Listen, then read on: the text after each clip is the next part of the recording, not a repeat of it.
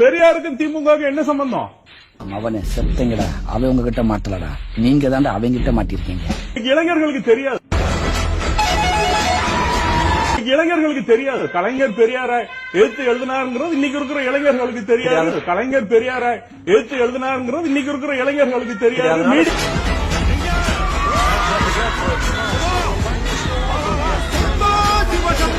வர சொல்லி இல்ல பக்தி பத்தியே எழுதினாரே கலைஞர், அதெல்லாம் மறந்துட. இளைஞர்களுக்கு தெரியாது கலைஞர் பெரியார எழுத்து எழுதினாருங்கிறது இன்னைக்கு இருக்கிற இளைஞர்களுக்கு தெரியாது. மீடியால இல்ல, அதனால அதெல்லாம் பேசக்கூடாது அப்படின்னு நீங்க சொல்றீங்க. ராமர் சிலைக்கு அந்த காலத்துல மாலை போட்டவர்ங்கிறது நாடறிஞ்ச விஷயம். எனக்கு ஒரு சந்தேகம் என்ன இருக்குன்னா, இப்ப திமுக எம்பிக்கள் கலைஞர் வாழ்கைன்னு சொல்றது நியாயம், தளபதி வாழ்கைன்னு சொல்றது நியாயம். இன்னைக்கு இருக்கிறான். பெரியாருக்கும் திமுக என்ன சம்பந்தம்? இன்னைக்கு ஒரு மாய பிம்பம் கட்டமைக்கப்படுது. என்னமோ பெரியார் வகுத்து அதுல இருந்து அண்ணாதுரை திமுகவை வளர்த்து அப்புறமா கலைஞர் கையில கொடுத்த மாதிரி. பெரியாரும் அண்ணாவும் 47 இருந்து 67 வரைக்கும் 20 வருஷம் ஒருத்தருக்கு ஒருத்தர் அவ்வளவு சண்டை போட்டாங்க. அவங்க பேசிக்கிட்ட வார்த்தைகள்லாம் இன்னைக்கு நம்ம பேச முடியாது டிவியில.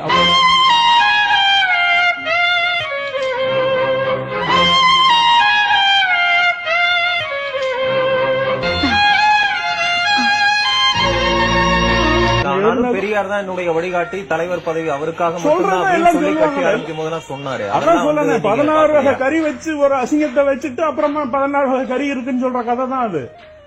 பேசினாங்களா இல்லையா? கலைஞர் முரசொலி இல்ல, நான் வச்சிருக்கிறேன், இந்த வேணாலும் காட்டுறேன். இந்த ஒரு கார்ட்டூன் போட்டுருக்காங்க. அந்த பரஸ்பர விமர்சனங்களை தாண்டி சுயமரியாதை பெரியாருடைய கொள்கைகளை அமல்படுத்தக்கூடிய எல்லாம் பார்க்கலையா? பெரியார் கடவுள் இல்லைன்னார், அண்ணா ஒன்றே குரம் ஒருவளே தேவன் சார். பெரியார் கடவுள் இல்லைன்னார், அண்ணா ஒன்றே குரம் ஒருவளே தேவன் சார். பெரியார் தமிழ்ல வேண்டாம், இங்கிலீஷ்ல வேலைக்காரிட்ட பேசுனார். இவங்க தமிழ் உயிர் மூச்சுன்றாங்க. அப்ப என்ன கொள்கை இருக்கு? இல்ல, அண்ணா முதலமைச்சரா பதவியேற்றதும் யார போய் முதல்ல பார்த்தா இந்த ஆட்சி யாருக்கு சமர்ப்பணம்னு அவர் சொன்னாரு. பெரியாருக்குன்னு தானே சொன்னாரு. ஆமா, 20 வருஷம் கழிச்சதெல்லாம் அப்ப என்னாச்சு? அது என்னாச்சு? அந்த ஒரு வரியில சரியா போயிருமா? சொல்லுங்க. அப்ப பதவி வந்தனால நாங்க எல்லாத்தையும் காம்ப்ரமைஸ் பண்ணிட்டோம் சொல்லுங்க, ஒத்துக்கிடுவோம். அப்ப அவனை செத்தங்கடா, இதுதான் முக்கியமா உங்களுக்கு. 20 வருஷம் நீங்க சண்டை போட்டு சித்தாந்தம் என்னாச்சு?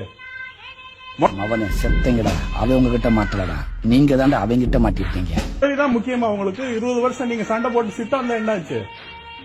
முரசொலி இல்ல பக்தி பத்தியே எழுதினாரே கலைஞர், அதெல்லாம் மறந்துட. இன்னைக்கு இளைஞர்களுக்கு தெரியாது கலைஞர் பெரியார எழுத்து எழுதினாருங்கிறது இன்னைக்கு இருக்கிற இளைஞர்களுக்கு தெரியாது. மீடியால இல்ல, அதனால அதெல்லாம் பேசக்கூடாது அப்படின்னு நீங்க சொல்றீங்களா? ஏன் பேசக்கூடாது? இல்ல, அது அதனால நடந்திருக்குன்னு சொல்றேன். பெரியாருக்கு இந்த கட்சியிலயோ இல்ல தமிழ்நாட்டிலயோ பெரியாருடைய கான்ட்ரிபியூஷன் இப்போ கலைஞரை அவங்க பாராட்டுறது நியாயம்.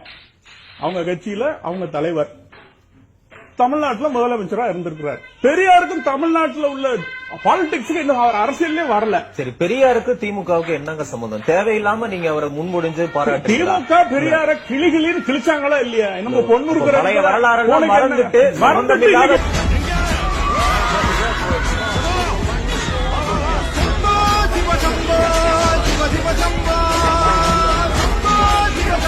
திமுக பெரியார கிளிகளின்னு கிழிச்சாங்களா இல்லையா? நம்ம பொண்ணு